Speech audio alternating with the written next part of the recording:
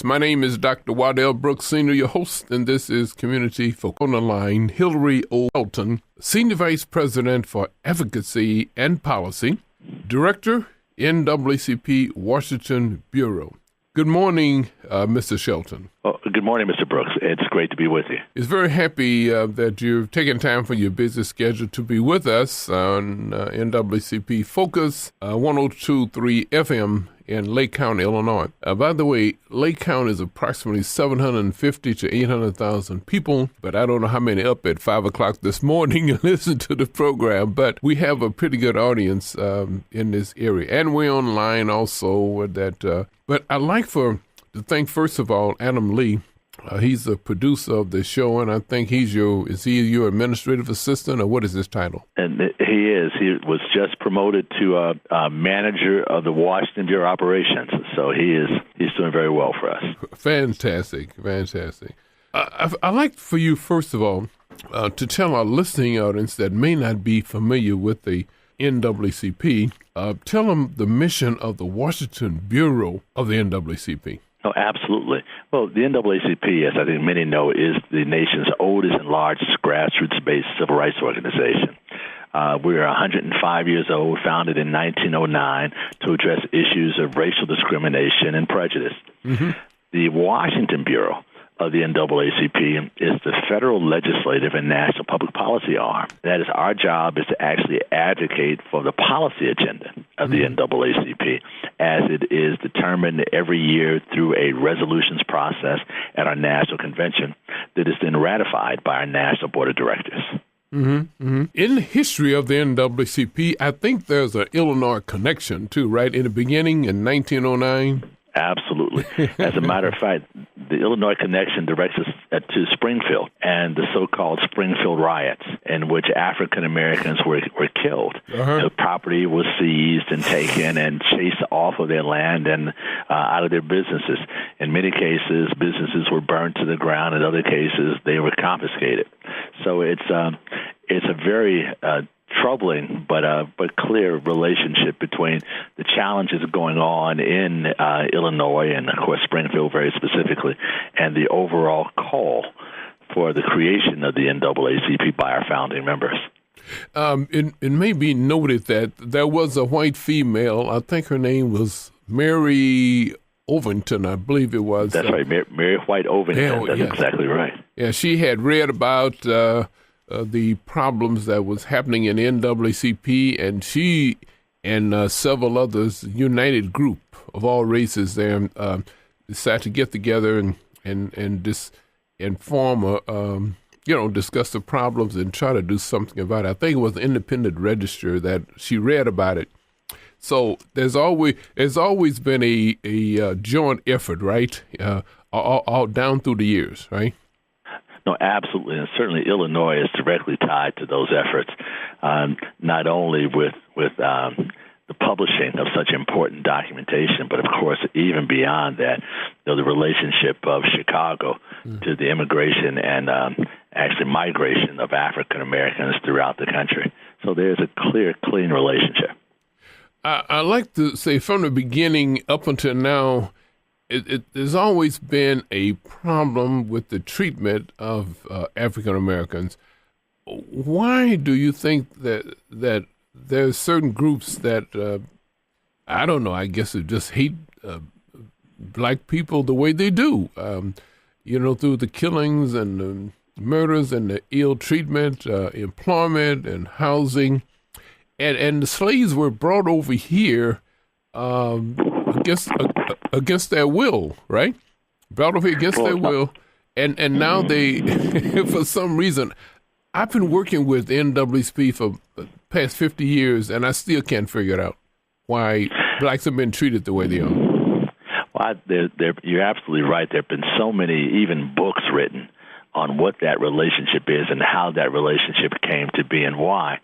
Now, I've heard many discussions, as you mentioned, the transatlantic slave trade, that, of course, we live in a country that's always prided itself on its moral traditions. Many of those moral traditions, of course, coming directly from our religious affiliation. So even the money in the United States of America speaks of God, as it talks about in God we trust. Yeah. But with that, somehow or another, I would assume that people have to be able to justify the mistreatment of other human beings. And to enslave someone is one of the harshest forms of mistreatment against anyone. The complete dehumanization of people just by virtue of the color of their skin. Mm-hmm. I mean, as you know, without getting too deep into the historic weeds, so to speak, Africans were actually decided upon or targeted to serve as slaves in the United States because they would be easy to identify them and to segregate them from the white European population that had migrated in from Britain and other places throughout Europe. So being able to identify and then dehumanize, present them as less than human beings, utilize terms to describe them that are not human in nature. As a matter of fact, I don't want to go too far off track, but even listening to the interview of Darren Wilson by George Stephanopoulos last week, and how he described Michael Brown, actually conjured up many of those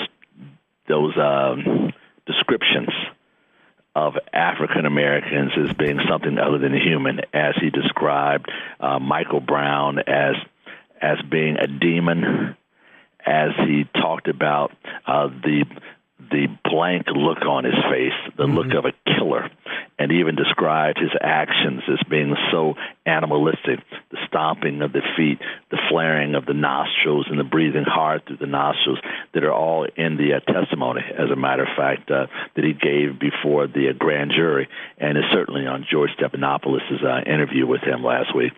It's that kind of terminology that allows people to actually treat someone as less than human, to be able to maintain that relationship between a master and someone who has been enslaved requires in many ways that same kind of strategy. So when you break it down along those lines, it's not surprising. It's still outrageous, but it is not surprising. Well, the whole world aware of we have an African American as president of the United States of America, and for 6 years he has done an outstanding job in world relations and also domestic relations. It's amazing, and I'm sure it's God that has led him through. Otherwise, he would not have been able to do it. But there's still doubts in people's mind, about an African American leading them. Well, yeah, and much of that comes from, again, those strategies that were utilized to make one subhuman, less than human, and more animalistic.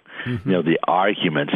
There were quite politically laced arguments as well that African Americans were less intelligent. Okay. That African Americans are more animalistic in our behavior. As a matter of fact, I remember listening even more recently to some of those same strategies being utilized under apartheid in South Africa. An ABC camera crew went to South Africa and interviewed a white South African landowner that was utilizing black South Africans and felt that he had a God-given right to have dominion over these people, these human beings, and the land itself.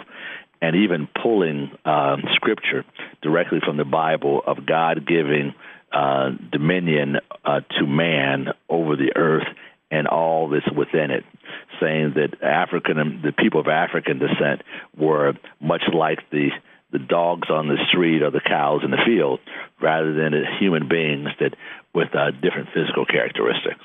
Wow.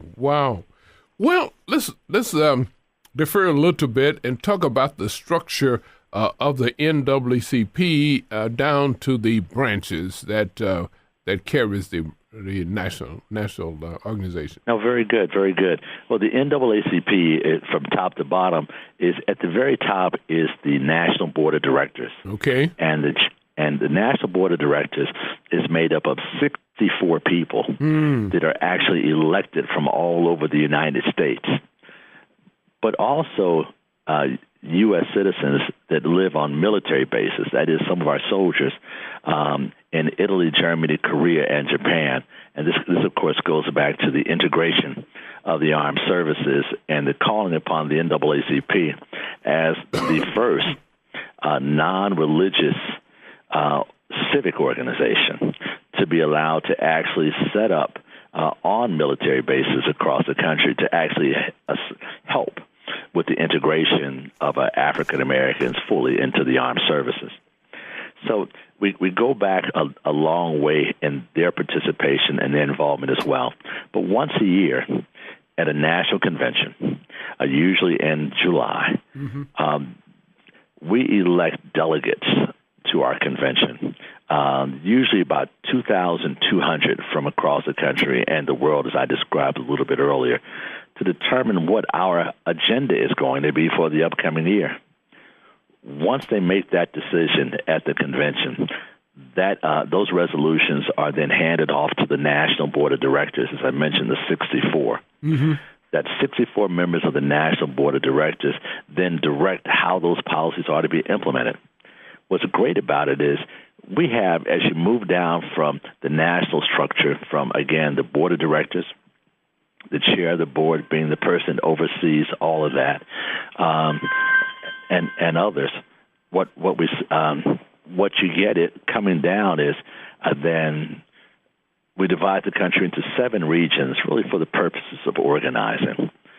Of those 7 regions, we actually have all of the states, and of course even the jurisdictions outside the country.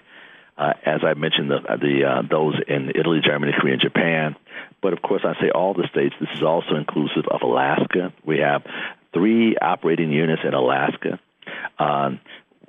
In Hawaii, we have a very effective unit in Hawaii and others. Their job then is to, as we move from this board process, the policies decided at the convention, the board of directors is responsible for ratifying and then implementing those policies. It utilizes national staff, both at our national headquarters in Baltimore, Maryland, as well as at our Washington Bureau here in Washington, D.C. That's where my office is, and our Hollywood Bureau that is actually responsible for the image awards you see every year, as well as much of the research they do on integrating Hollywood and the motion picture industry and the entertainment industry all the way around, for that matter. Okay, tell us about the report card that's available for branches of the House of Representatives and Senators. Since 1914, the NAACP has had the audacity to actually grade the U.S. Congress on how it votes on the bread and butter issues so important to our communities. Okay. So even now, every year, the NAACP does a report card on how each of the 435 members of the House and the 100 members of the Senate vote on issues important to the African American community. Okay. Issues like affirmative action, health care, issues like criminal justice, housing, employment, education, and many others. Just any issue that's important to us. The NAACP, as I mentioned earlier, through our membership process and our convention process, decides what the agenda is. The report card is one of the tools we use to determine, in particular, how members of Congress are voting on that agenda. So even today, you can go on the NAACP's report card at NAACP.org, and at this point, you can look at the midterm report card from 2013, and as soon as the Congress finally fully adjourns, the NAACP will finish its final report card for the 113th Congress, which would end at the end of this year and before the new Congress begins, and do a full report card for all 2 years of the 113th Congress. Another thing, too, in the past in the South, marches by the NWCP was really, really effective. Is that effectiveness still challenging? Absolutely. First, marches are still extremely effective, but have to be part of a larger strategy. Marches are to bring attention to an issue, to bring the kind of earned media attention to focus in on what the reason that the march is going on. But it also begins to lay out something that needs to be addressed. For instance, even as we're holding this conversation, the NAACP has staged a march from Ferguson, Missouri, of course, where Michael Brown was killed by Officer Darren Wilson, to the Missouri State Legislature, or to the governor's mansion in Jefferson City, Missouri, roughly a 120-mile march that they're doing over the course of this week. And again, it's to bring attention to the problems with policing in our country. You know, the brutality that was shown when Officer Wilson shot an unarmed 18-year-old college-bound teenager to death. Two other cases across the country. You probably heard about the 12-year-old that was shot to death by police officers for having a toy gun on a playground. It was absolutely outrageous. But bringing those awful incidents to the attention of everyone, to educate the public, is extremely important in a democratic country. So people know what's going on and can begin working to bring some solution to fix this awful problem. People may not be aware of it, but since Mr. Brown, I think there's about 12 or 14 other similar instances, unarmed young black teenagers been shot by policemen. No, absolutely. It is not as if at the time that the Michael Brown murder occurred that people were shocked that it never happened before, because unfortunately and sadly it had. I think the American people, particularly those in Ferguson, Missouri, and all across the country, are fed up. You know, the African-American life is worth as much as any other life, and we want to make sure, as we're doing this radio interview, that we can promote these issues and concerns so everybody knows what's going on. And not only the black marches, but it's always been white citizens that are marching along with the black marches, right? Absolutely. Listen, there were marches here in Washington, D.C. This morning and yesterday. There are marches in Chicago. There are marches in Los Angeles, in New York, and many other places across the country that young people and everyone is coming out and saying, enough is enough. We can't do this anymore. We've got to change the way we handle policing in the United States. It's one thing to address, and we must address justice for Michael Brown, the Brown family, and, of course, the people of Ferguson, Missouri, and St. Louis. But we also have to recognize that one issue, if we leave things the way they are, really is the clinical definition of insanity. And we would continue to do the same thing in the same way and expect a different result and treat this as one incident when, as you pointed out, even since that, there have been many other incidents, but there are many before that. I mean, many of us remember Sean Bell being shot to death in New York as he and his family and friends had gone out to bachelor parties the night before he was to marry his high school sweetheart. We remember Amadou Diallo, who was shot to death coming out of his apartment building, holding nothing in his hands but car keys in one and his telephone in the other, shot to death by police officers, presuming that he must be doing something illegal or something wrong. They shot at him over 40 times and hit him over 20 and killed him, of course. We know about many of the other cases. You remember Timothy Thomas, who was shot in the back in Cincinnati, Ohio, that actually precipitated the riots that took place shortly thereafter. And, of course, there have been many, many other outrageous cases where police shot unarmed African Americans for no acceptable reason. As a matter of fact, only by the grace of God and, of course, video cameras were we able to catch a young man getting out of his car in South Carolina because the police told him to, in a gas station. You may remember this video footage. As he was getting out of the car, the police said, "Show me your driver's license." Okay. And, of course, eager to respond to the police officer, he reached in his car, and the police officer opened fire on him, saying he reached for his wallet, quote, too aggressively. Let me tell you about another outrageous situation here in Lake County. The Lake Counties can identify with a young black with his wife, I guess, was in a car, had an automobile accident, and in the emergency room, the nurses called and said this the patient was acting abruptly and so forth. They called the police, and police came in and shot him several times in the emergency room. killed him right there in the emergency room. And there were cameras that picked it up, so that's the case that's been worked on now. But that's one that the nation is not aware of, and probably, many others. But I thought that was really appalling there, several times. It is. There seems to be a presumption when African Americans are involved that we're going to be more violent, that we're going to be armed.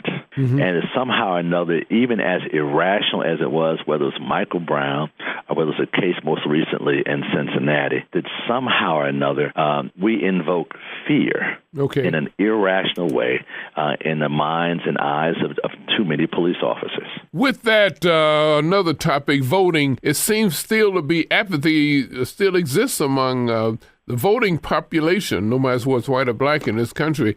And I wonder why there's so much apathy nationwide. Well, there are those that actually benefit from low turnouts in elections. Don't forget, every one of the 435 members of the House and 100 members of the Senate, whatever the turnout was, won those seats. They were able to get the votes they needed to be successful. There really are those who benefit from a low turnout, but our democracy suffers, and the issues and challenges of our communities suffer as well.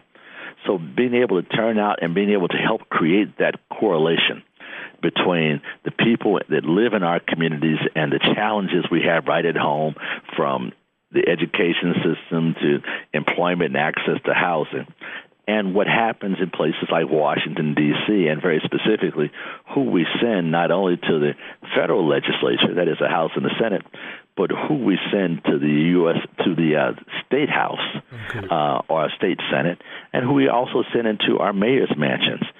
All those issues make a difference, and making sure that our voices are heard and our votes are counted, and the values that we bring to those votes are very much reflected in those who are elected.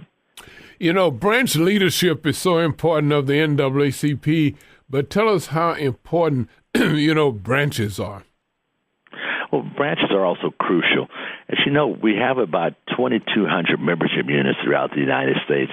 Over 1,200 of those are local community branches, but about 700 of those are college chapters across the country as well. We also have units in prisons. We have prison chapters as well that focus in on the issues and challenges in our prisons for those who are there now and those who are hopefully planning to come out and become constructive contributing members of our society. Those branches are the ground troops. Those are the ones that are monitoring what's going on in their neighborhoods and helping to improve conditions. They're the ones that are making sure everything from the election process goes as fairly as it ought to go. That is, that everyone is given an opportunity to cast an unfettered vote and have it counted. But they're also looking at how the local school is running. Are the children being treated fairly? Are they being expelled too often and in a discriminatory manner? Is everyone given an opportunity when jobs are created, when a new construction project is being done by the city? Are we making sure that there's great diversity in those companies that are able to bid on those jobs and people who are able to get hired by those companies to work those jobs?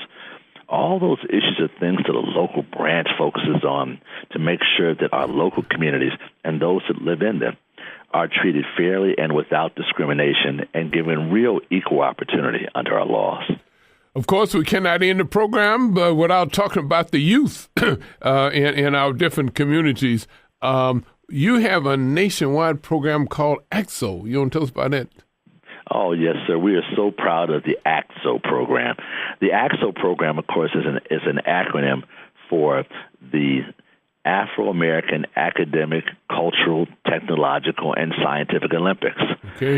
This was a program that was actually spearheaded for us by Vernon Jarrett, that great journalist from Chicago. It was actually the first African-American, as you know, to actually write for the Chicago Tribune newspaper.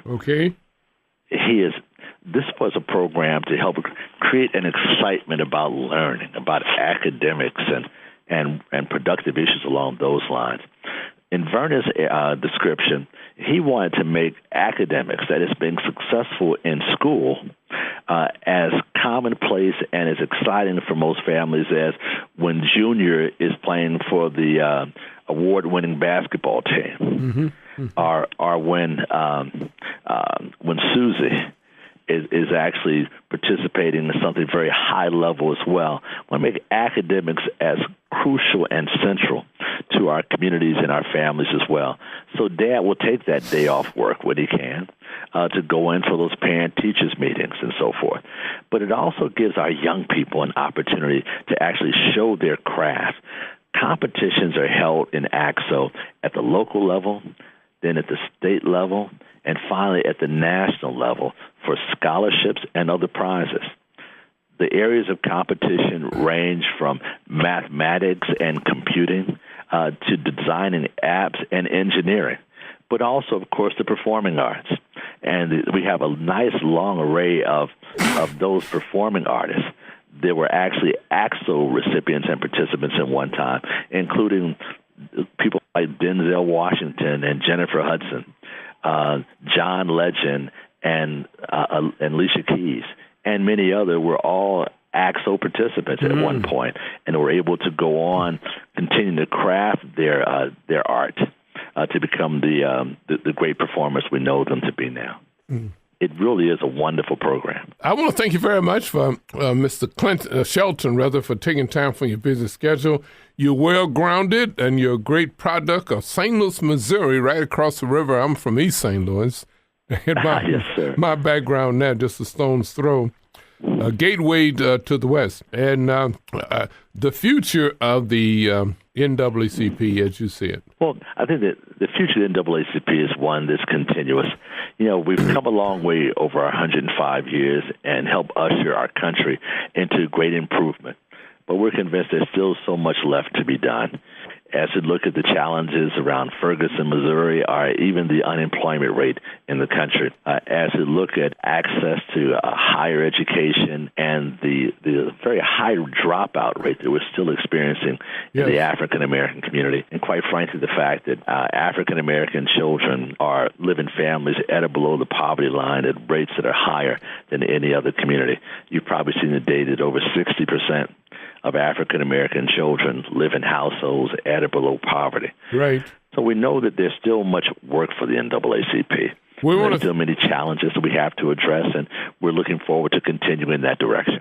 Thank you very much, and we're looking forward to talking to you on a part 2, probably 3 and 4 connection here with the you're well-grounded, well-trained, and NWCP is well benefited by your being Senior Vice President for Advocacy and Policy, and as the Director of the NWCP Washington Bureau. Ladies and gentlemen, we want to thank you for taking time for your busy schedule to listen to Hillary O. Shelton, the Director of the NWCP Washington Bureau.